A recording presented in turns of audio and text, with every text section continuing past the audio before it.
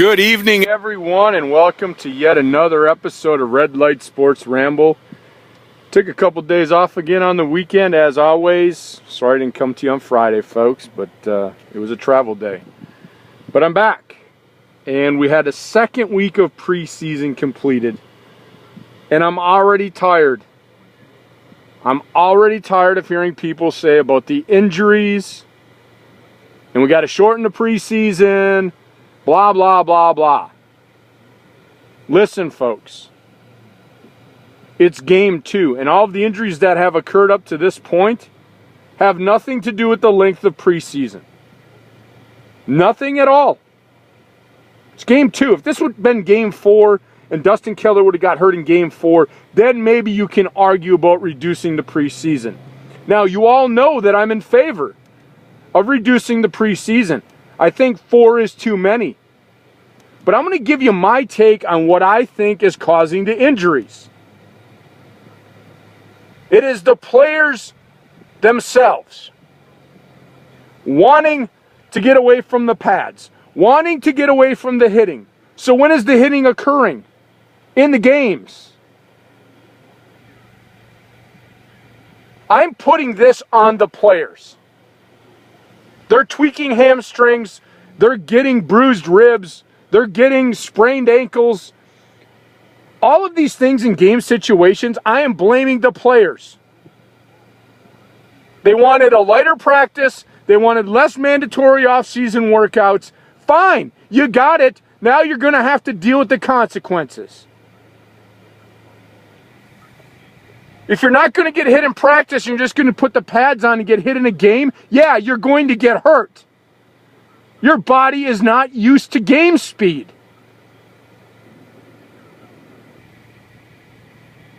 So I'm not going to blame the NFL. The players wanted reduced pads. The players wanted less activity in the offseason. They got it. Now, as fans, we have to deal with the injuries. I will personally go into this. I was a college athlete. I played soccer. If I didn't train, by the time I got to training camp, I am way behind. And the level of execution expected at training camp was a level where I had best be in shape, or I'm going to pull hamstrings. I'm going to pull a groin. I'm going to tweak something.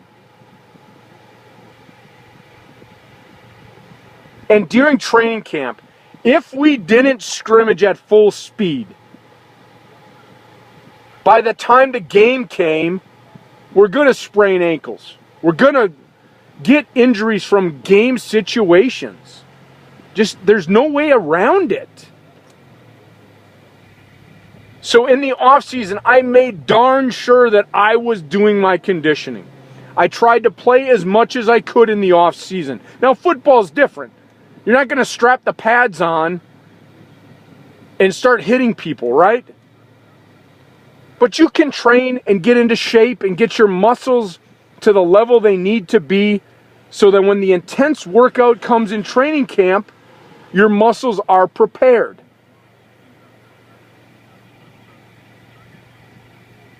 But when I look at the game injuries, now Keller's injury, I'm going to put to the side, okay? That was from a hit, tore his ACL, horrid injury. The guy's done for the year. There's no stopping that, whether or not you were having pads a week ago or not. That's a game situation. But groins, hamstrings, so on and so forth, that's on the player. I'm not blaming the coach for working them too hard. I'm blaming the player for not being in shape.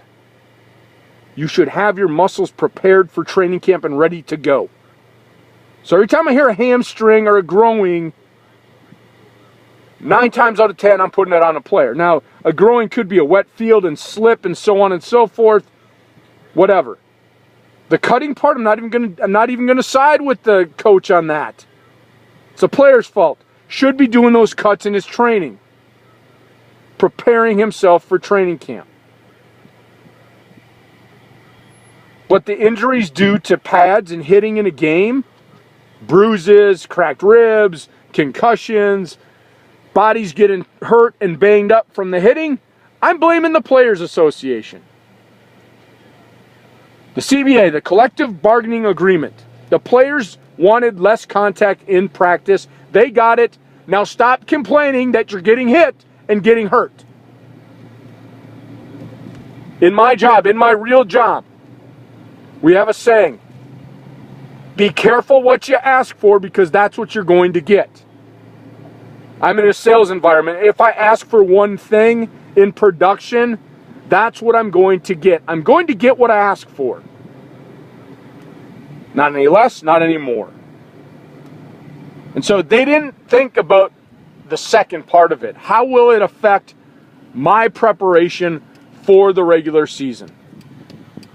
Well, what it's doing is it's putting an even worse product on the field in training camp. And I had mentioned this about a week ago. What is the goal of training camp?